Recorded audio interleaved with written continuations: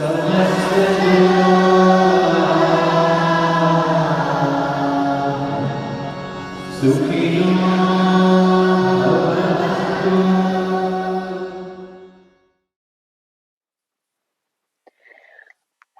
everybody, and welcome to Mantras for Peace with Dr. Katy Jane.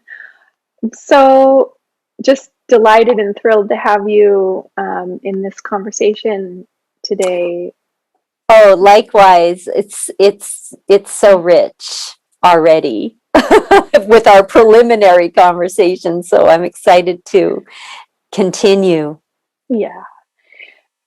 So I feel like in so many ways, you are living and breathing and an instrument of the sacred sound through your work with the Sanskrit, with jyotisha, and your work with helping individuals move through their transformational growth points. Mm-hmm. Just for those who don't know you, would you be willing to just introduce in a snapshot what you do? Well, I am a counseling Vedic astrologer, which means essentially I use the tool of jyotisha or life insight to help people move through their big transitions in life. And I'm also a Sanskrit scholar and an Indiophile like you. Spent my whole life pursuing all things Indian.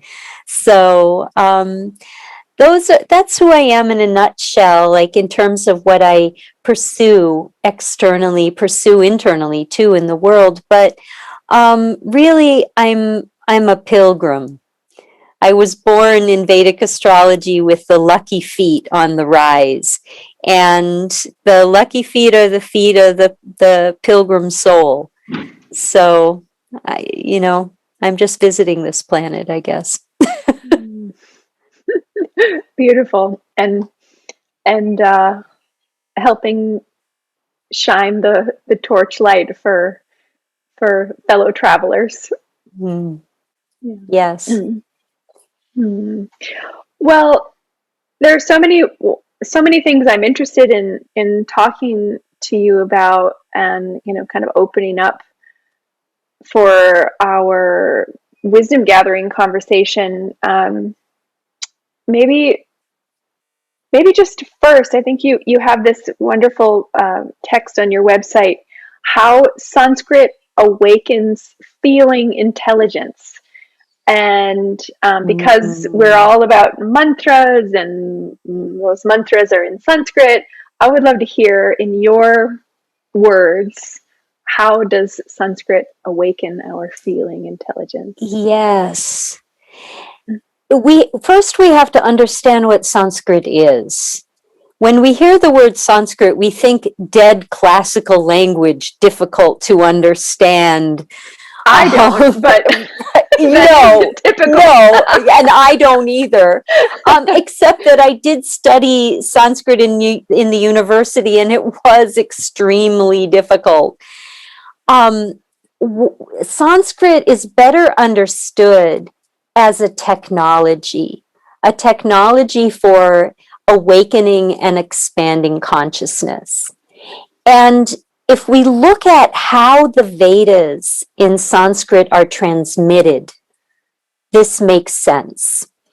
So the Vedas are an oral collection of mantras. They're an oral collection of, or you could say a recording of, the intelligent field of the universe as sound, as it unfolds according to its laws. This is a really amazing understanding that the ancient civilization of India possessed, this understanding that the universe is sound. And we can tune into it. In fact, we're designed as humans to tune into that, to co-participate in it. to gain that understanding, that awakening that there is no separation fundamentally in any point in space. And this awakening is cultured through a process of education. The Vedas are transmitted orally from teacher to student. This is the traditional practice of adhyayanam. Adhyayanam in Sanskrit means to sit in the state of adhi, in the state of primordial awareness. But it basically translates to you sit, I sit, teacher recites, student repeats for hours and hours a day until the child is 16 years old. They begin when they're 4, at a time when a child loves to mimic, make sounds, imitate, and be loud. Also, children love to yell at that age. And they're given full permission to experience their voice like this. They're not taught to read. They're taught to listen and repeat. Listen and repeat. They're not taught to analyze and search for meaning. But in this process of repeating those potent sounds that are at the basis of creation, the student develops her nervous system to be able to channel the pure light of consciousness by the time her education is complete. So it is a process, learning Sanskrit, of awakening your own natural intelligence. Sri Aurobindo has this beautiful quote about Vedic education, that it is from near to far. Education begins from near to far, and that the mind must be consulted in its own growth. Meaning, from the Vedic perspective, we already contain within our nervous system the capacity to know everything. We have that full ability, except that it needs to be cultured, it needs to be developed. And that is where that brilliant practice of adhyayanam comes in, that through the process of back and forth chanting of the Vedas, the child learns so many things. First, they learn mathematics because they have to keep track of patterns. So they have to learn mathematics, they learn grammar, they learn geometry, because each one of the patterns of chanting that they learn has a shape associated with it. So they learn so much just by repeating, listening and repeating. So I don't know if this answered your question, but it led me down that road. Yeah, I mean, it's wonderful to hear your reverence and appreciation for that pedagogy.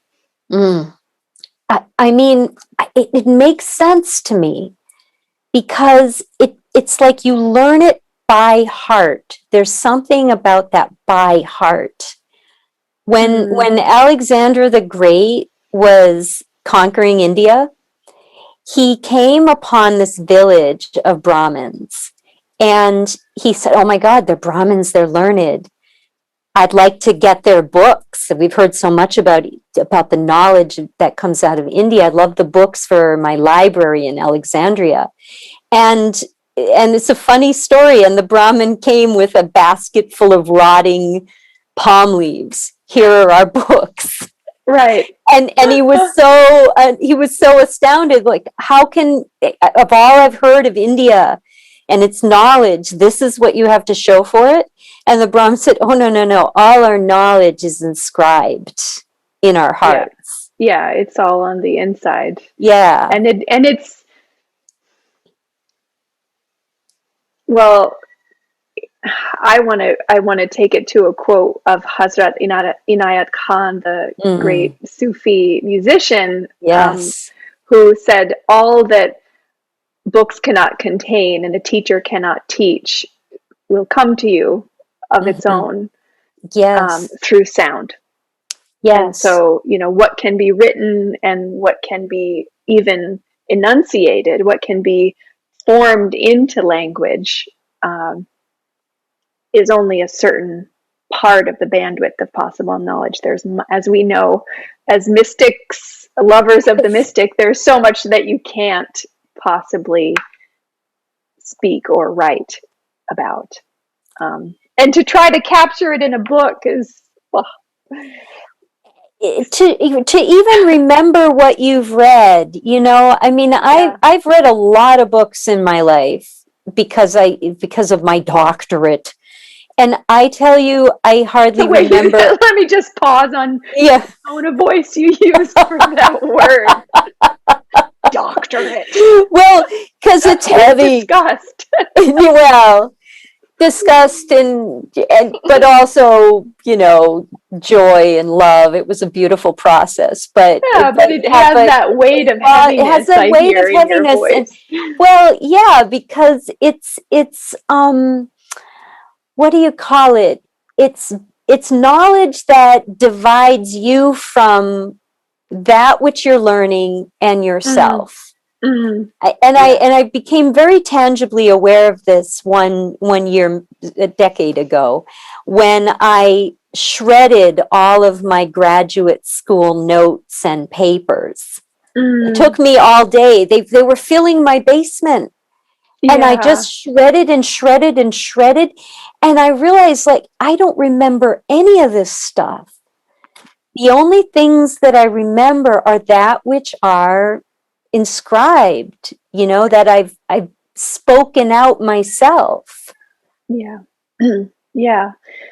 And it makes me think also of, you know, when the only thing that we take with us from birth to birth is the sound of our being, the akash. Totally. And that, whatever you've had the good fortune and good wisdom to intone and inscribe or map those patterns down Yes. into your consciousness, that's what comes to you in the knee-jerk moments, and that's what you take with you when you leave the meat suit behind.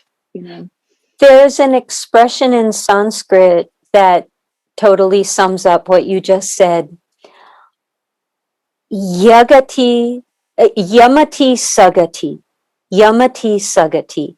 As is your last thought, Mm, there goes your destiny.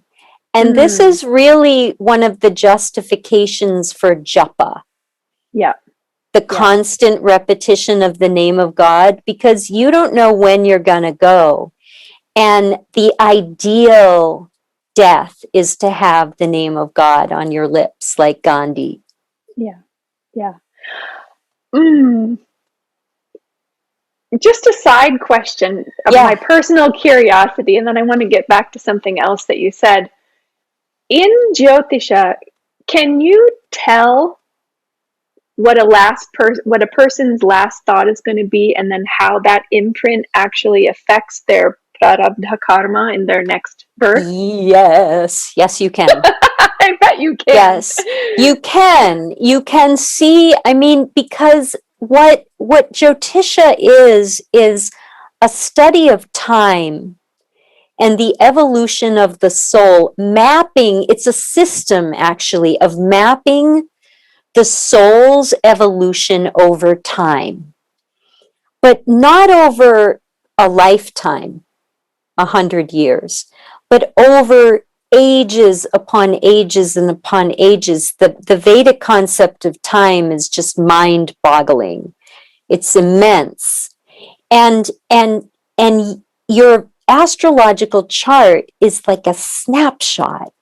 It's a tiny little microcosm of this incredible calculation of time. And with it, you can see where the person is coming from, what their impressions are, that they're bringing to this lifetime that is creating a particular pattern and leading toward a particular destiny that definitely has an imprint into the future birth. And there's a chart, actually, it's called the Navamsha, that shows the likely outcome of this lifetime's karma. Interesting. It's Fascinating. Yeah, it's fascinating. Yeah, totally. Hence my addiction to all things Vedic. As addictions go, you're doing all right. Yeah. I think so. It's just so enriching. Passion, a passion. Yeah, this knowledge is just, it's too good. Everybody should know about it. Well, and I the more you know you don't know. Yeah, that's so true. Also, and that's beautiful too. I don't know. It's, I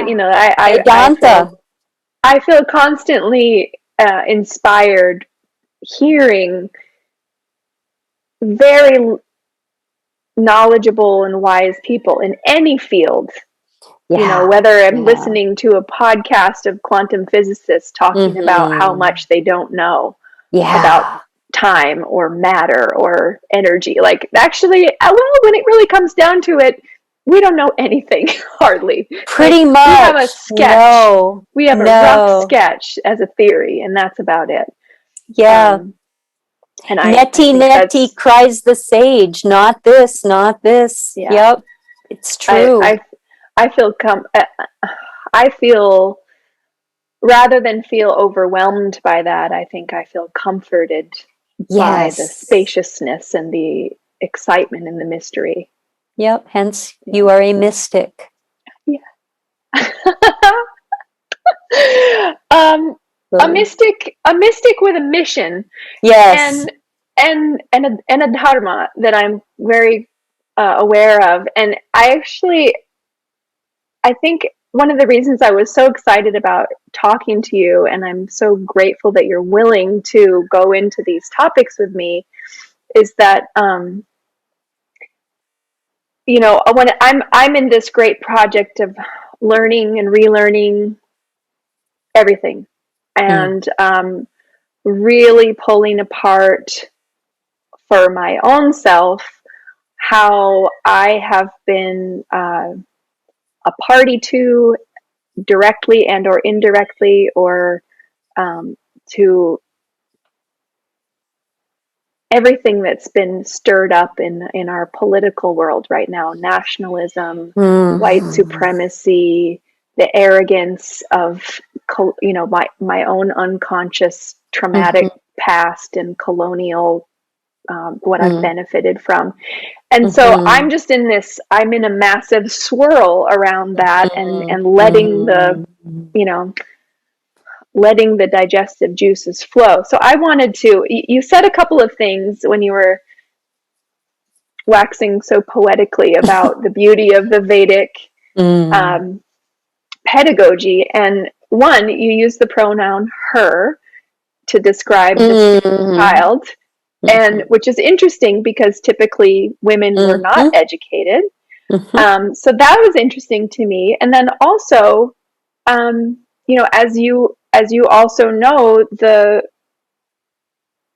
Vedic education was reserved for a very few, and used, even the Sanskrit language has been used throughout the history of the Indian culture that we revere and love so much for what it has drawn out. Like, it has been used as a tool of caste violence and oppression. So I'm really curious, with that long lead up, I'm really curious what your thoughts are about that, and how you see your role as a Western woman teaching, and what can we, as lovers of sound and mantra, how can we view it, and what can we do about it? Yeah, this is a really, really big topic, and I have to admit that I'm really still working my own way through it all. Um, because I mean, we're at the beginning of a new world. We're at the beginning of a spiritual renaissance, also, and this is a declaration that I'm making based on Jyotisha, I based was just on going to say, you're saying that by the authority of the by the star map authority invested in that you're Jyotisha. I'm interpreting. saying Yeah. that yes, I mean it has to do with some very significant transits, Pluto, Saturn, connected with Jupiter. Basically, we're back to 1960 Hmm. again. And we can see it. The same kinds of things are happening. Civil unrest, civil rights movement coming Hmm. back in full force to finish what had started but wasn't completed. I know, and So the much ER of in that. America, the ERA is up for ratification The again. ERA. I mean, it's like I'm getting goosebumps thinking about it. I mean, even like the second Catholic president in our history. First was John F. Kennedy, now Joe Biden. I mean, there's just so much exciting change on the way as a repeat of what 1960 brought the world, including BTS. BTS, the Korean pop band, they're equating them with the Beatles, and I was like, no way. Until I listened to them, I'm gonna have to and check I'm in them out. I don't love. know I'm about in that. love with BTS. I'm in love with them, and Note to self. I want to join Army, which is their fan club, but I need an ID with 2 Korean syllables in it in order. But anyway, that's another issue. But but yeah, even the return of the Beatles, return of the high-waisted bikini Marilyn Monroe bathing suit. Yeah. Hallelujah. Hallelujah. It's back, ladies. Oh. So we're on the brink of this great social change, and then you brought up something that has been preserved in direct opposite of that, in a means that's directly opposite than that, I should say. Hmm. It's very unprogressive. The Vedas are not innovated. They're not they're not involved in any kind of overt politics, though the recitation of the Veda is very important for the benefit of the whole of society. But it's always been the custodian of a particular community in India. And all of the aspects of society are under the custodianships of different communities. But the Brahmins, they control traditionally knowledge, the Vedas, and the transmission of the Vedas. And I use deliberately the pronoun her because it isn't true that girls didn't go to Gurukula and didn't receive the Upanayanam, the sacred thread. They did. And I know this because I got married recently in the Arya Samaj in India. And in order to get married in Arya Samaj, you have to convert to Hinduism according to the Vedic Hinduism. So they've distilled it all down to everything that was authentic in the Vedas. And they gave me my sacred thread, Mm. which was so empowering for me after 30 plus years of chanting the Vedas. To receive the sacred thread was really like a commencement moment for me. Yeah, very meaningful. It Yeah. was. But it's true that it's traditionally, this knowledge is traditionally passed on between father and son, guru and disciple. It's a male thing. Yeah, I think what I was wanting to where I was wanting to make a distinction there is, and I don't want to cut you off. I just No, want to that's try fine. to Distinct. clarify. The there's there's a distinction between the for me there's a distinction between the the beauty of the tradition, and then how the tradition has been used and is being used to perpetuate caste violence and lack of, like prohibit women and lower castes from getting educated, from awakening their natural intelligence through the Mm-hmm. technology for that. You know, I wrote down those words because they were so powerful, and that really sums it up for me. Like, Yeah. You I have to, struggle but with that. you always have to contextualize everything in India in terms of what historical moment are we talking about? And it's so Post, complicated. and And it's so yeah. complicated, but what we're talking about, what we see is a post-colonial India. And the operative word is colonial.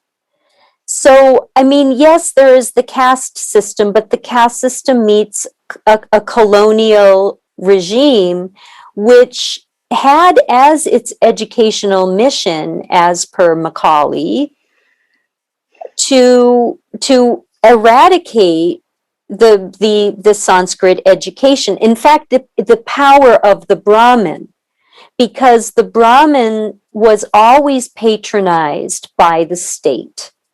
So the British government also inherited that patronization of the Brahmin to support this kind of educational system and the hierarchy of caste. But then under Macaulay, I can't remember what title he had, if he was the Viceroy of India at the time, but they created this reform of education, which was the equivalent of breaking the weaver's arms in Benares to prohibit them from making cloth, thus depriving industrial England the factory jobs and production that they would then re-import to India. That's the whole colonial model. They did the same thing with education. So they ended the state funding. They ended the alliance of the Brahmin with the ruler, which is the whole way it works. And so the whole system has actually quite fallen apart in modern India. The only reason why I was taught Vedic Sanskrit is because of this unraveling. My teacher's son went to America to study engineering.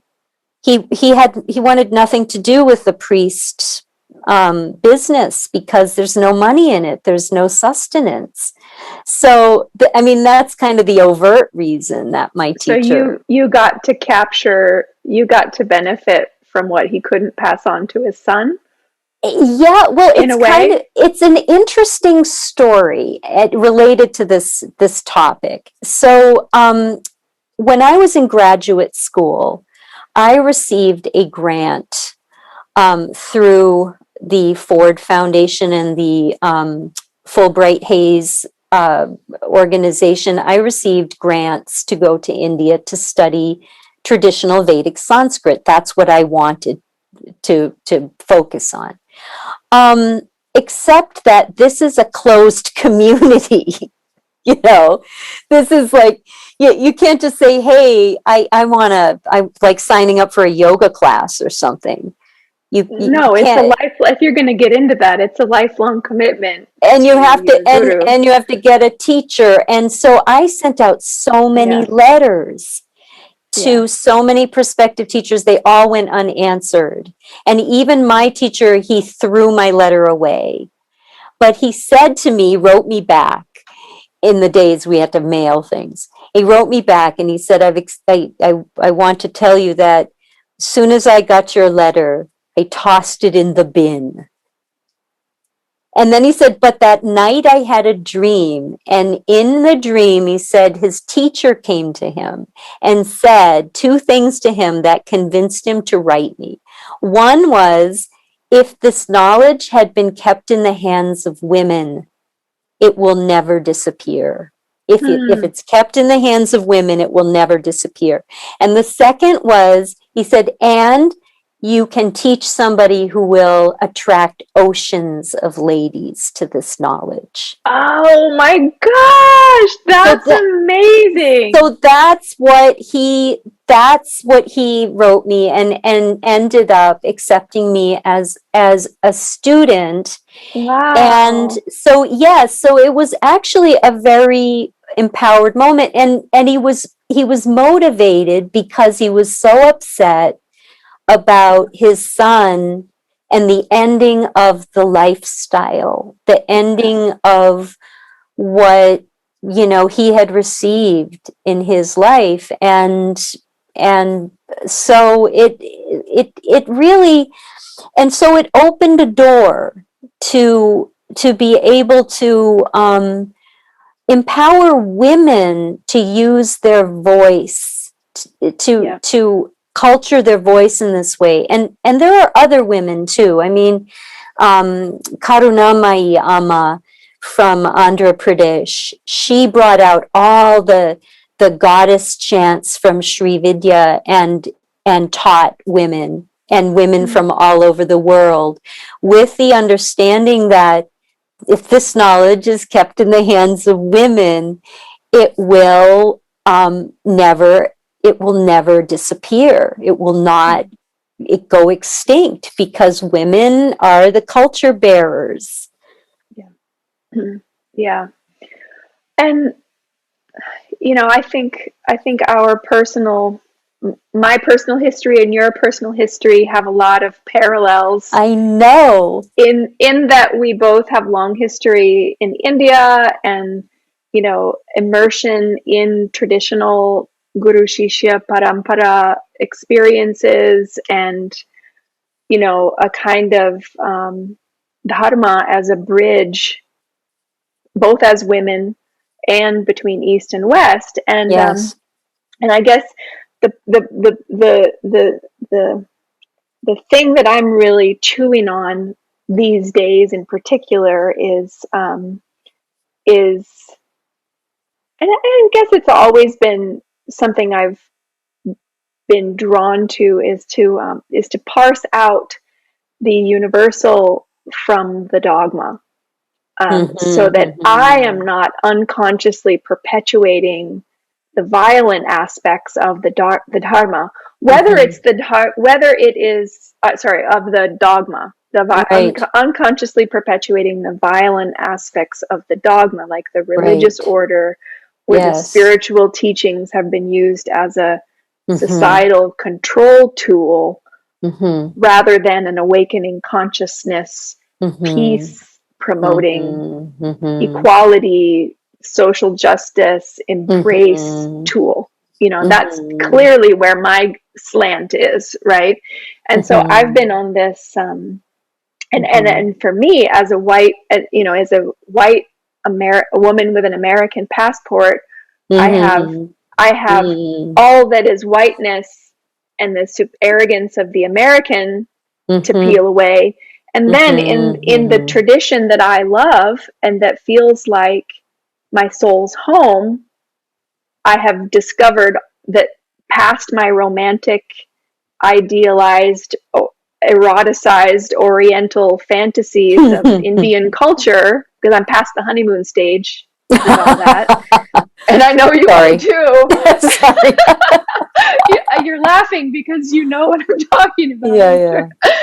I feel like I have also a duty to peel that back too, and to and it's, even though it's not my job, but if I'm going to be representing my gurus, then somehow it has to be authentic and reverent, but also maybe, every generation contributes to the freshness. You can't answer. You might be able to. No. I have such a no.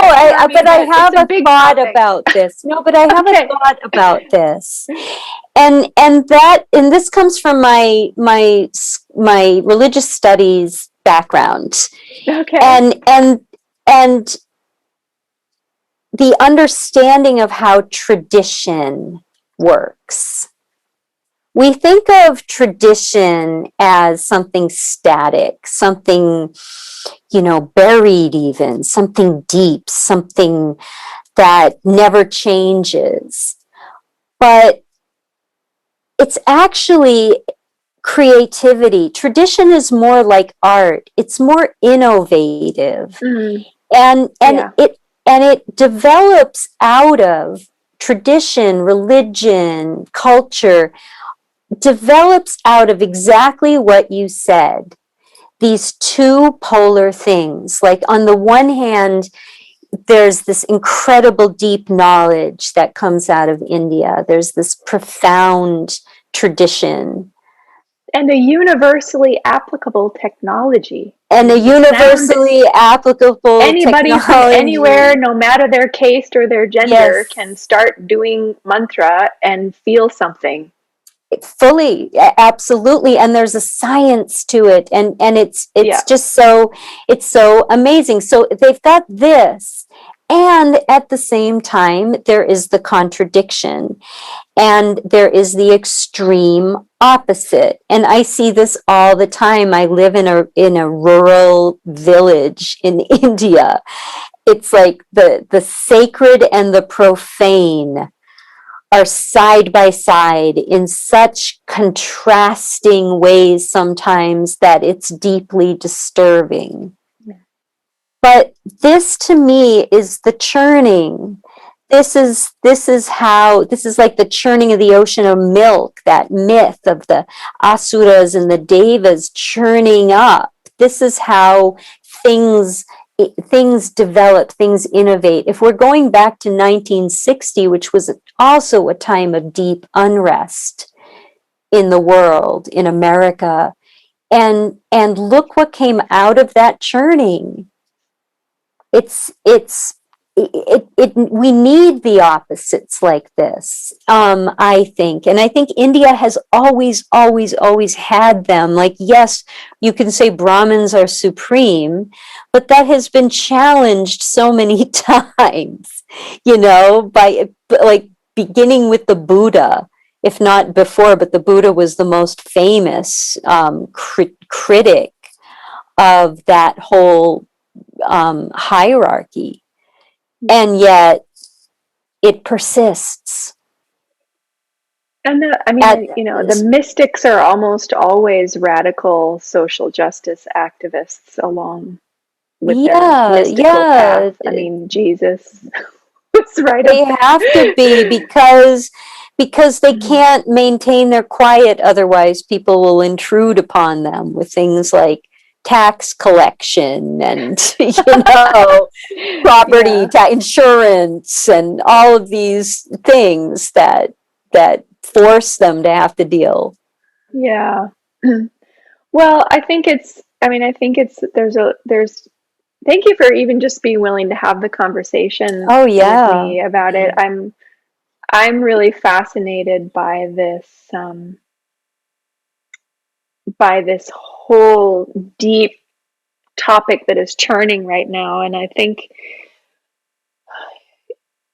I guess where I always take it is that we can lean back in. We can lean into the technology and root ourselves in the universal, and and be willing to have discernment about what's what, and how, and then navigate how we move forward in it. And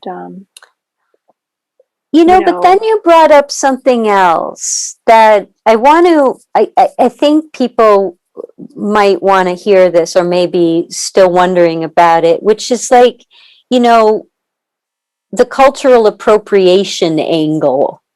yeah.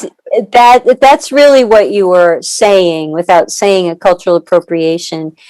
Yeah, And when I was talking about the white American yes, taking the Indian culture, which I have romanticized, and mm-hmm, all of that. Yes, definitely. So there's like that layer, and then there's also mm-hmm. I felt comfortable talking to you, or at least asking you how you're feeling about it, because there's also Mm-hmm. a layer of that, you know, in India You as well. know, it's interesting because yes, I mean, there's a complication about how you define cultural appropriation, I think. But in India, for example, if you wear a sari and you wear the jewelry and the earrings and the bangles, and you adopt that look, people are so happy. They love that.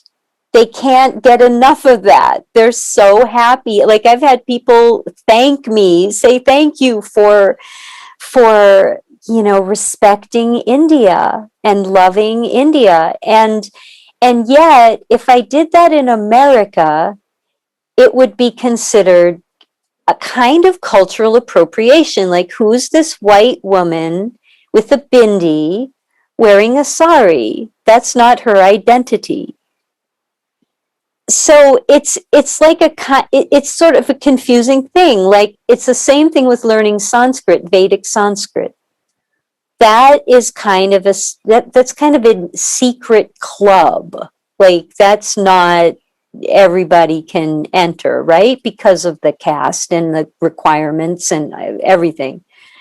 But my teacher made an exception and taught me. And is that appropriation on my part? I mean, on another level, it could say, well, that's not your tradition growing up. It's not your native thing. But then I almost wonder if tradition isn't also a calling of your heart. Mm. Well, and I mean, I think where you and I are um,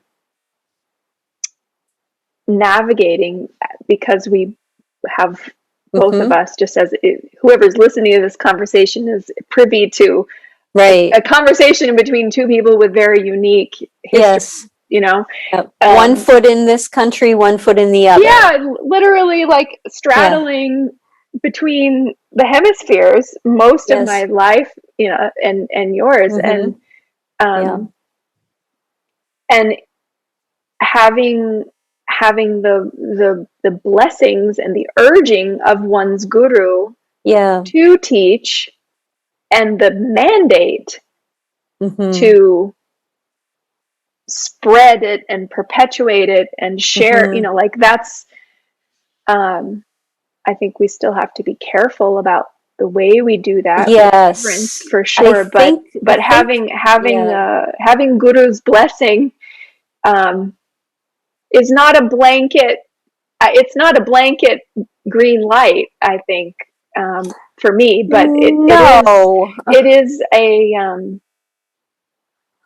But I an think it's a honor and requirement. duty. Yeah, Yeah, I think it's a requirement, actually, if you're going to teach anything sacred.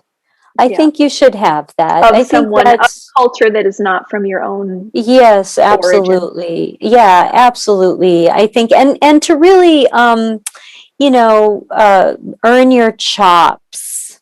Yeah, I mean, to do your 10,000 hours yeah, is really necessary. I mean, yeah, if we're going to translate things into hours, it's really important to take that discipleship really seriously. definitely. Yeah, and you know, and so, and to, and or to Mm-hmm. make a very humble disclaimer.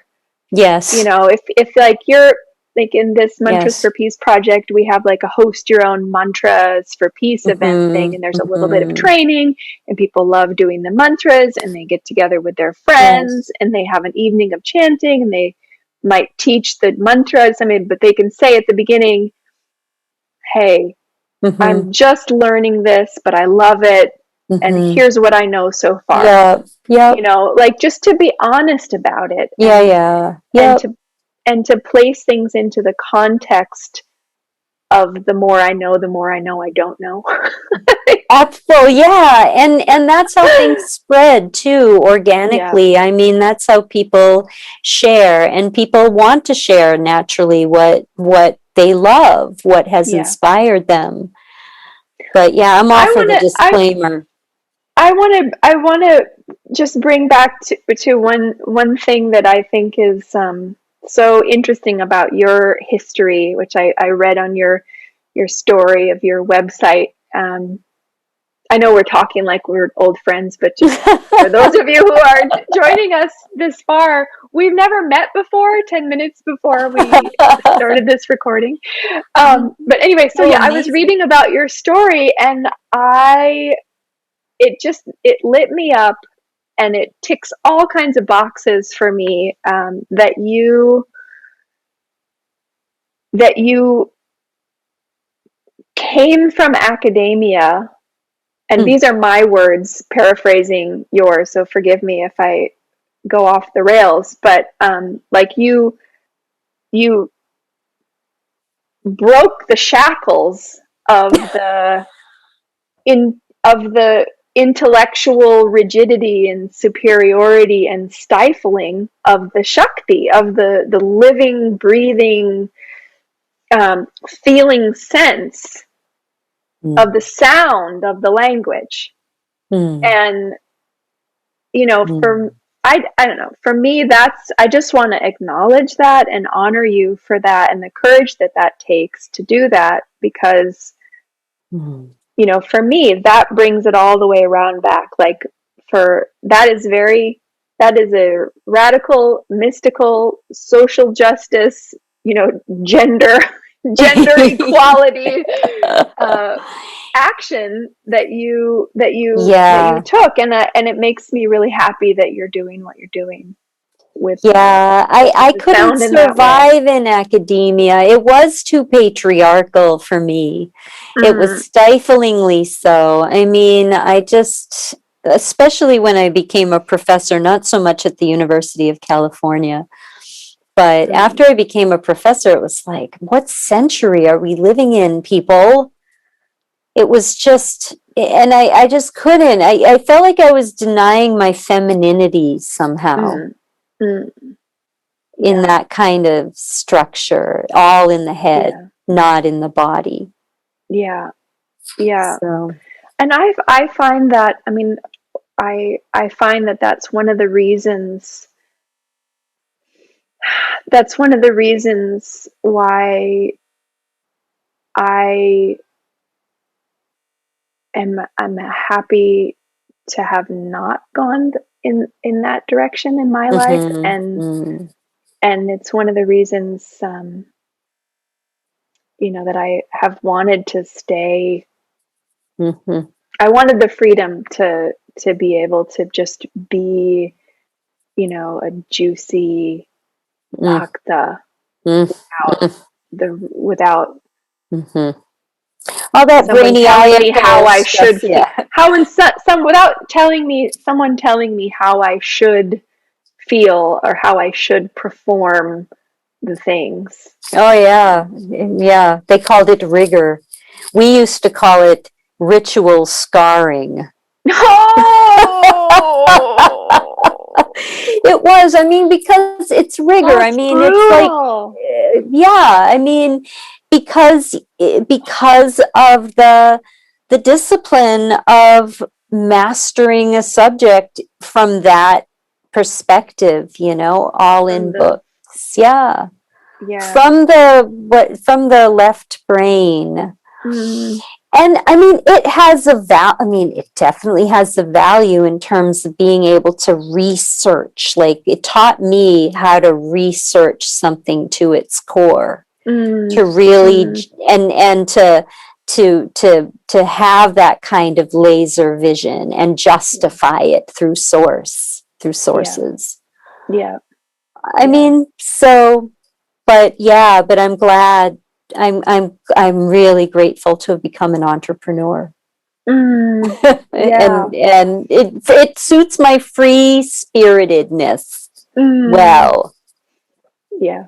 And Yeah. I just can't imagine now. I mean, it's been years since I was a professor, but just no. Well, Just now you are professing. no, exactly. Oh my God, that's so funny. You're My professing the first truths in another my way. first guru said to me once, like, why are you studying so much? You know, I had to leave early to go study for some exam. And I said, well, because I want to become a professor. He said, then just profess. And you just said it again. It's so funny. The truth of the Yeah, word is the truth of the word. It's enough fully. on its own. Yep, yep. And it's fulfilling in and of itself. Mm, So, yeah. Oh, well, I this is so fun, and I mean, mm, obviously everyone is going to go and check out your website, drkatyjane.com, right? yes, that's it. Yeah, and we'll have drkatyjane.com. your links in the Oh, in wonderful. the show Great. notes and all of that. Um, Awesome. but it's such a pleasure to dig into all this with you, and you know, um, to circle back to the mantras for peace, call Mm, to action. mm, You know,